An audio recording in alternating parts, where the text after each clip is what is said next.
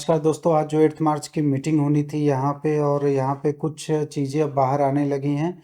Meeting मुझे लग रहा है कि लगभग कंक्लूड होने वाला है। और सबसे पहले national confederation of bank of India staff unions ने एक सर्कुलर जारी कर दिया है, और ये सर्कुलर आज का ही है और शाम को ही अभी आया हुआ है। और इसमें उन्होंने लिखा हुआ है कि we are please to advise that the 12 BPS signed on 8th March between NCB and IBA। Our comrade Sitish Pathak vice president NCB also sign the settlement. इन्होंने यहाँ पे बताया हुआ है कि इनके जो मेंबर हैं कॉमरेड, उन्होंने सेटलमेंट को साइन कर दिया है। और यहाँ पे कुछ चीज़ें जो हैं इन्होंने बताया हुआ है कि वेज सेटलमेंट जो है कि इफ़ेक्टिव होगा 1 नवंबर 2022। ये सब लोग जानता है। 5 साल के लिए होगा, ये भी सब लोग जानता है। और 17% का इंक्रीज़ है, ये भी सभी लोग जानता है।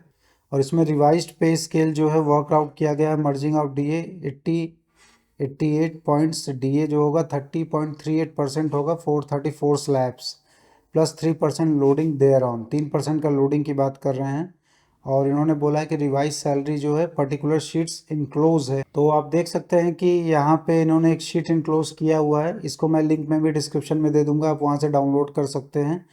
तो यहाँ पे उन्होंने नो योर सैलरी एक नज़र 2024 करके स्केल ऑफ पे विद इफेक्ट फ्रॉम 1/11/2022 करके दिया हुआ है। मतलब 2022 नवंबर में 1 नवंबर को जो आपकी सैलरी थी, अब उस समय जो सैलरी थी तो उस समय कितनी आपकी बढ़ के मिलेगी, उस हिसाब से आप एरियर भी कैलकुलेट कर सकते हैं। तो यहाँ पे आप अपनी सैलरी देख लीजिएगा। जो सबसे स्टार्ट में 17,900 का जो बेसिक पे अगर क्लरिकल स्टाफ का था, वो एग्जिस्टिंग उस समय जो था 17,900, तो वो रिवाइज होकर 12 BPS में 24,050 रुपीज़ हो चुका है दोस्तों। और इन्होंने यहाँ पे एक स्टार करके लिखा हो, special and transport allowance will attract applicable DA। जो स्पेशल और ट्रांसपोर्ट अलाउंसेस होगा वो जो DA उस पर एप्लीकेबल होगा वो भी उस पर लगेगा। इन्होंने स्टैग्नेशन इंक्रीमेंट 11 बताया हुआ है। क्लरिकल का जो है 2680 इंटू 11 वंस इन 2 ईयर लगेगा। सब स्टाफ का 1345 11 वंस इन 2 ईयर यहाँ पे इनका भी लगेगा। तो इन्होंने स्पेशल पे नवंबर 22 से और अप्रैल 24 में भी, मतलब इन्होंने अप्रैल का डेटा दिया कि अप्रैल में जो लग के आएगा वो पोस्ट के हिसाब से कस्टमर सर्विस एसोसिएट है तो 1680, एंड जो अगर 2024 में अप्रैल में इनका 1970 लगेगा दोस्तों। और इसी तरह इन्होंने सब स्टाफ का भी दिया है, सारा डेटा आप देख सकते हैं यहाँ पे। और इन्होंने PQP की भी बात की है। PQP जो है क्लरिकल और सब स्टाफ का इन्होंने ऐसे ही डिफ्रेंशिएट किया हुआ है। यहाँ ऑफिसर्स का इन्होंने नहीं दिया हुआ है NCB ने, केवल क्लरिकल और सब स्टाफ का ही दिया हुआ है। तो जो प्रोफेशनल क्वालिफिकेशन पे है वो 820, 1640, 2460, 3280 और 4100 तक जाएगा। और सब स्टाफ का 820 से स्टार्ट होगा और 2460 तक जाएगा। फिर उन्होंने यहाँ पे DA के बारे में बताया, जो 4 महीने में हमारा DA रहेगा। तो उन्होंने एग्जिस्टिंग और रिवाइज दोनों दिया हुआ है। नवंबर में जो हमारा 38.92 से जो स्टार्ट हुआ था, और वहाँ पे जो रिवाइज्ड हो जाएगा वो 7.44 हो जाएगा। फरवरी में 41.16 था, वो रिवाइज होकर 9.40 हो जाएगा। एंड सो वन होता जाएगा। 0.01% जो चेंज होगा for every second decimal over, वो चेंज हो जाएगा। इसके बाद यहाँ पे इन्होंने बताया है कि जो HRA होगा वो 10.25% ऑल सेंटर्स होगा on admin transfer. 150% of HRA subject to the production of receipt. अगर आप रिसीट देंगे तो 150% ऑफ HRA मिलेगा, और सभी सेंटर पे 10.25% रहेगा। FPP यहाँ पे इन्होंने 3155 दिया है। इंक्रीमेंट कंपोनेंट वहाँ पे 2680 रहेगा। सब स्टाफ के लिए 1585 और इंक्रीमेंट कंपोनेंट 1345 हो जाएगा। PF जो है 10% ऑफ पे होगा। एंड PS जो होगा 10% ऑफ पे होगा, प्लस DA बैंक शेयर यहाँ पे 14% होगा। वॉशिंग अलाउंस 300 पर मंथ हो जाएगा, और साइकिल अलाउंस 250 पर मंथ हो जाएगा। इसके बाद यहाँ पे हॉल्टिंग अलाउंस की बात की गई। हॉल्टिंग अलाउंस जो है वो 12 लाख के अगर ऊपर रहता है तो क्लरिकल को जो है 1500, सब स्टाफ को 1100, और 5 लाख से 12 लाख के बीच में अगर रहता है और स्टेट कैपिटल्स में है तो 1350 फॉर क्लरिकल स्टाफ एंड सब स्टाफ 900 के लिए। और अगर बिलो 5 लाख है तो 1000 रुपीज़ क्लरिकल के लिए और 600 सब स्टाफ के लिए। Lodging expenses on production of the hotel bill receipt, यहाँ पे जो है क्लरिकल के लिए 3000 है और सब स्टाफ के लिए 1500 है। ये ओवर 12 लाख वहाँ पे अगर पॉपुलेशन है उससे ज़्यादा। और अगर 5 to 12 लाख पॉपुलेशन है तो 2500, और अगर सब स्टाफ है तो 1250 है, और यही चीज़ अगर बिलो 5 लाख है तो 2000 क्लरिकल के लिए, 1000 सब स्टाफ के लिए। इसके बाद भी इसमें plus out of pocket expenses 35% of the halting allowance, मतलब कि हॉल्टिंग अलाउंस का 35% आउट ऑफ पॉकेट एक्सपेंसेस भी मिलेगा। एलएफसी यहाँ पे जो इन्होंने दिया हुआ है एंटाइटल जो है 1 in 2 year और 1 in 4 year 2 बार हमें मिलता है। क्लरिकल को 2nd AC का, सब स्टाफ को 3rd AC का, और 1 in 2 year जो रहेगा 2350 किलोमीटर्स, और 4 years में 4700 किलोमीटर का मिलेगा।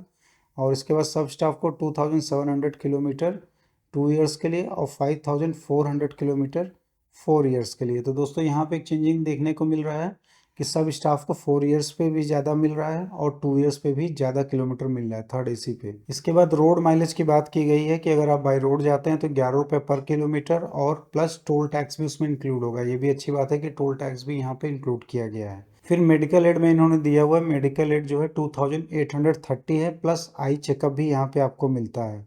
तो दोस्तों ये जो है यहाँ पे ये सर्कुलर पे आया हुआ है, और भी कुछ मैसेजेस आ रहे हैं जो मैसेजेस मैं आपको बताना चाहता हूँ। और कुछ दोस्तों और भी कुछ मैसेजेस है जहाँ पे कुछ चीज़ें हमको पता चल रही हैं कि 17% हाइक, ये सब चीज़ें तो बताया था। इंक्रीज़ इन स्पेशल जो डीए है वो 2.25% होगा। इंक्रीज़ इन स्पेशल डीए जो है 2.25% होगा। हाइक इन एलटीसी इंकैशमेंट जो होगा वो 25% बढ़ जाएगा। यूनिफॉर्म एचआरए रहेगा। Code for all employees respective of skills. Increase in medicine allowance for employees, मतलब कि जो एचआरए होगा सभी स्किल्स के लिए बराबर होगा।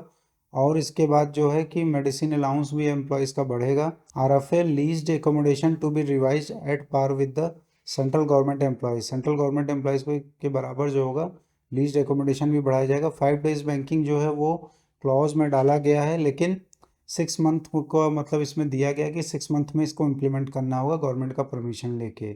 LFC encashment to be provided once in every 1.5 years। जो एलएफसी इनकैशमेंट होगा वो 1.5 years जो होगा उसमें इनको ले सकते हैं। Special incidental allowance to be introduce which is 1% of DA. Special incidental allowance to be introduce which will be the 1% of DA होगा। स्पेशल इंसिडेंटल अलाउंस है, अभी इसके बारे में ज़्यादा क्लियर नहीं है क्या चीज़ है ये, पर ये 1% ऑफ डीए मिलेगा। और uniform allowance to all officers as well as award staff once in every year. तो यूनिफॉर्म अलाउंस की बात की जा रही है। अभी तक तो ऑफिसर्स या मेरे बैंक में ऐसा कुछ भी नहीं है, तो सभी स्टाफ्स को, ऑफिसर्स को और अवार्ड स्टाफ को ये एक बार मिलेगा साल में। Post study scholarship for employees for pursuing higher studies. तो स्कॉलरशिप भी दिया जाएगा अगर हायर स्टडी करना चाहते हैं। तो अगर आपने एमबीए कर लिया तो गलती कर दी है। Newspaper allowance to be increase by 50% per quarter. News allowance भी 50% बढ़ जाएगा, मतलब आपको पेपर का जो मिलता था उसमें 50% इंक्रीमेंट देखने को मिल सकता है। Special allowance for the refreshment to be provided to officers at 2% of basic in pay slip. एक जो स्पेशल अलाउंस है रिफ्रेशमेंट के लिए वो भी 2% ऑफ बेसिक मिलेगा पे स्लिप पे। Retiree pension to be updated who retired after 2004। 2004 के बाद जो भी रिटायर हुए हैं उनका पेंशन जो है अपडेट होगा। और आईबीए जो है एग्री हुआ है कि we both signed and the process of reconciliation. ये आईबीए का एग्री है किया है। IBA agreed on these and we both signed and in the process of reconciliation. और इसके बाद अपडेट किया जाएगा चीज़ें। और कुछ वीडियो भी हैं जो आप यहाँ देख सकते हैं, अगर शायद आपको पसंद आए तो आप यहाँ पे देखिए।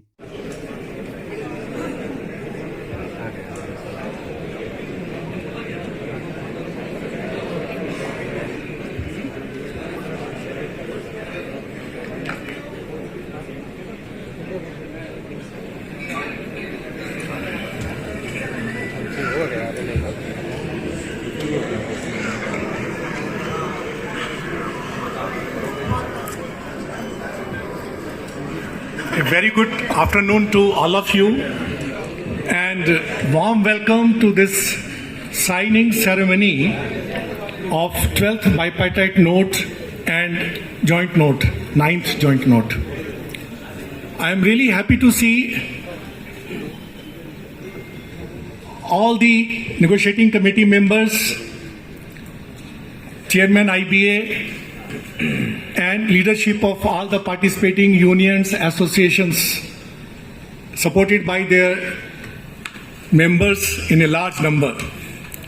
Given the constraint of size of this hall, I will request all of you to please support us with silence and space for movement of leaders when they come to exchange the bipartite notes. I extend a warm welcome to Chairman. इसके बाद एक और message जो receive है उसमें ये भी है कि एक्स ग्रेशिया मिलेगा जो पेंशनर्स को, और ट्रांसफ़र अलाउंस जो होगा वो 40,000 मिलेगा, और जो स्पेशल अलाउंस होगा वो स्केल 1 का 26.5% होगा, स्केल 2 और 3 का 28.3% होगा। CIB का एडिशनल इंक्रीमेंट की बात की गई है यहाँ पे, और HRA जो होगा 1% इंक्रीज़ होगा। दोस्तों ये वीडियो बनाते बनाते all India bank officers confederation का भी जो है सर्कुलर आ गया है, और एक ये बहुत ही लंबा चौड़ा सर्कुलर है, तो आपको ये वीडियो थोड़ा सा लंबा देखना पड़ेगा। इसमें सारी डिटेल्स दी हुई हैं जिससे मैं ट्राई करता हूँ कि आपको ईजिली समझा सकूँ। तो इसमें मैं दोस्तों जो मेजर पॉइंट्स हैं मैं उसको कवर कर लूँगा, बाकी इसको भी मैं ड्राइव पे दे दूँगा, लिंक दे दूँगा, आप कॉपी करके आप डाउनलोड करके इसको देख सकते हैं कि इसमें क्या क्या चीज़ें पूरा आप पढ़ सकते हैं इसको। इसमें जो सबसे पहले आप देखेंगे इन्होंने सबसे पहले जो है 5 डेज बैंकिंग के बारे में बात की, क्योंकि पता था कि सभी जो है एम्प्लॉयज़ को यही चाहिए, तो उन्होंने सबसे पहले लिखा paving the way for the 5 days work week, the joint note recognises all Saturday as holiday pending government notification. मतलब ज्वाइंट नोट में इन्होंने सारे सैटरडे को हॉलीडे मान लिया है, बस पेंडिंग जो है गवर्नमेंट का नोटिफिकेशन का वेट हो रहा है। तो दोस्तों ये जो पॉइंट लिखा है एक थोड़ा सा सॉलिड पॉइंट ये लग रहा है कि गवर्नमेंट के नोटिफाई करते ही ये चीज़ें स्टार्ट हो जाएंगी।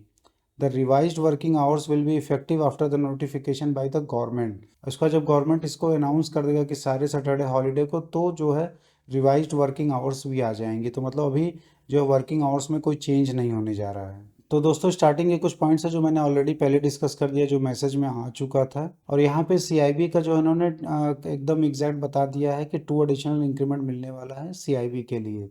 और जो CIB पार्ट 2 मतलब GIB के बाद आप CIB करेंगे तो CIB पार्ट 2 होता है, तो आपको 2 एडिशनल इंक्रीमेंट मिलेगा। और जो कल आप लोग लाइव वीडियो में पूछ रहे थे कि CIB का मिलेगा या नहीं मिलेगा, मैंने बोला था कि जो ऑलरेडी कर चुके हैं उनका भी क्लियर नहीं कि उनको मिलेगा नहीं।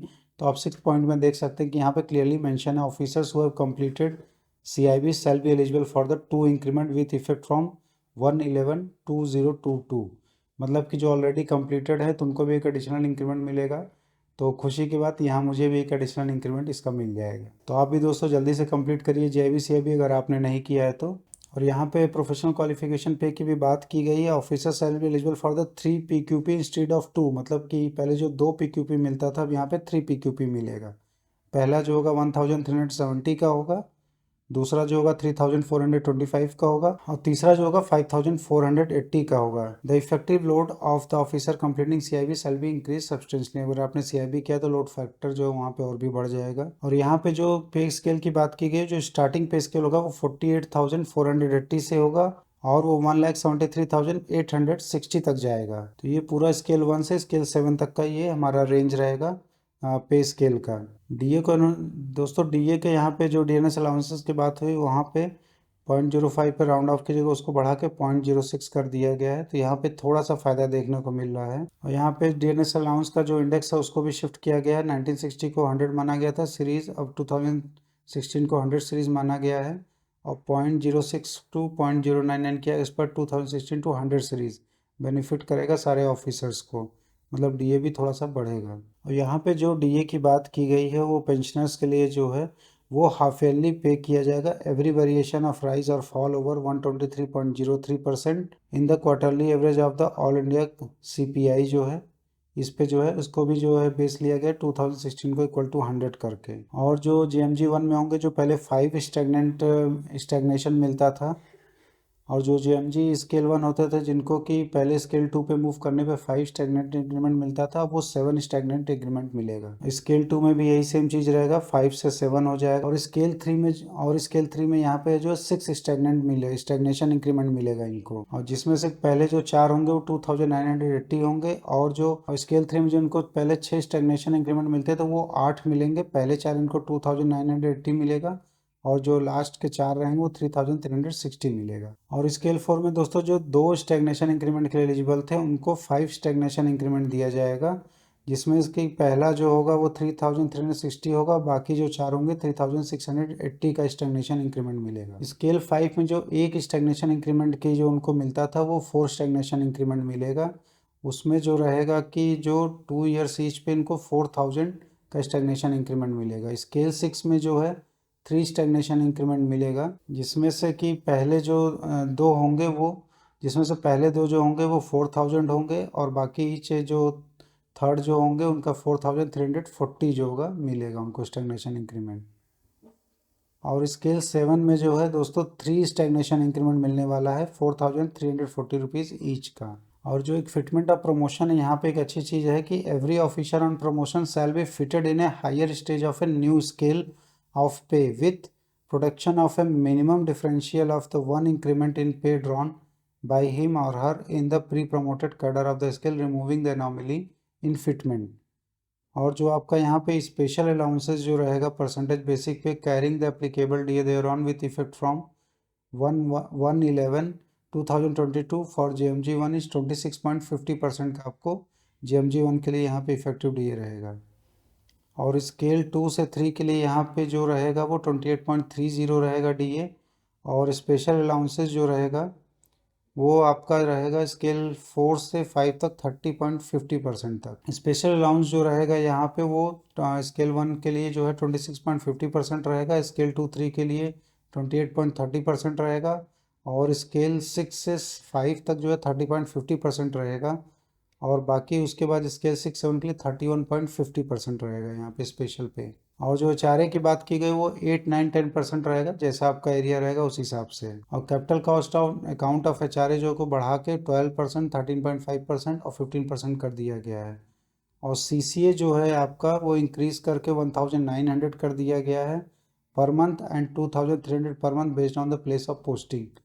तो अभी आपका CCA भी बढ़ चुका है। और अगर आप CCA के लिए एलिजिबल जहाँ पे नहीं तो आपको लोकेशन अलाउंसेस मिलेगा जो कि 1200 रुपीज़ का होगा। और यहाँ पे डेपुटेशन अलाउंस की बात की गई है कि अगर आप outside of the bank deputation होता है तो 7.7% of the pay with maximum 7500 per month आपको डेपुटेशन अलाउंस भी मिलेगा। और अगर आप अनदर ऑर्गेनाइजेशन में है सेम प्लेस पे हैं तो 4% और मैक्सिमम जो है 3750 पर मंथ मिलेगा। और इसके बाद जो है अगर आप सेम अगर ऑर्गेनाइजेशन में है और अदर ब्रांचेज में और ऑफिस में अगर आपको भेजा जाता है डेपुटेशन के लिए, सेम म्यूनिसिपल लिमिट है, अर्बन एग्लोमेरेशन है, in metro major A class cities है where the distance of such deputation is 20 kilometre और more from the parent branch, the office halting allowance shall be payable. तो वहाँ पे आपको halting allowance जो देना होगा। और यहाँ पे ऑफिशिएटिंग अलाउंस के लिए जो है कि 4 डेज से अगर आप ज़्यादा करते हैं तो 50% ऑफ बेसिक पे वहाँ पे ऑफिशिएटिंग अलाउंस देना पड़ेगा, हालांकि कोई बैंक देता नहीं है। और अगर आपका यहाँ पे मिड एकेडमी ट्रांसफ़र होता है तो वहाँ पे जो अलाउंस इंक्रीज़ किया गया 1650 से 2500 पर मंथ पर चाइल्ड। और क्लोजिंग अलाउंस यहाँ पे बढ़ा के 1500 पर क्वार्टर कर दिया गया है। Halting allowance has been increase by the 50% across the board, मतलब 50% ज़्यादा हॉल्टिंग अलाउंस बढ़ाया जा चुका है। और यहाँ पे अगर आप जूनियर मैनेजमेंट ग्रेड में हैं तो आपको भी फर्स्ट क्लास AC का आपको एलिजिबिलिटी है, जिसमें आप प्रीमियम तत्काल भी ले सकते हैं, Rajdhani, Shatabdi, Tejas, Vande Bharat, Amrit Bharat etcetera, except luxury train को छोड़ के आप यहाँ पे जूनियर मैनेजमेंट ग्रुप के भी लोग जो है एलिजिबल होंगे फर्स्ट AC के लिए। PL इनकैशमेंट जो है आप रिटायरमेंट पे 255 डेज तक का कर सकते हैं। एक लीव बैंक स्कीम भी बनाई गई जहाँ पे आप लीव डिपॉजिट कर सकते हैं और वहाँ पे दूसरा जिसको ज़रूरत है वो लीव भी ले सकता है। यहाँ पे पेंशनर्स के लिए भी अच्छी खबर है कि उनको एक्स ग्रेशिया जो है वो एडिशनल अमाउंट पे किया जाएगा हर महीने। तो दोस्तों इस सर्कुलर मैंने एक मेजर पॉइंट्स आपसे डिस्कस कर लिया है, फिर इस पर धीमे धीमे हम लोग और डिस्कशन करेंगे कि क्या क्या चीज़ें हो है और क्या क्या चेंजेस हुई हैं। धीमे धीमे और भी चीज़ें पता चल जाएंगी जैसे जैसे आगे ये वीडियो मैं और बनाऊंगा आपके लिए, तो यहाँ पे एक डिटेल वीडियो भी लेके आऊँगा। तो दोस्तों ऐसे वीडियो के लिए आप इस चैनल को जरूर लाइक शेयर एंड सब्सक्राइब कर लीजिए। मिलते हैं नेक्स्ट वीडियो में।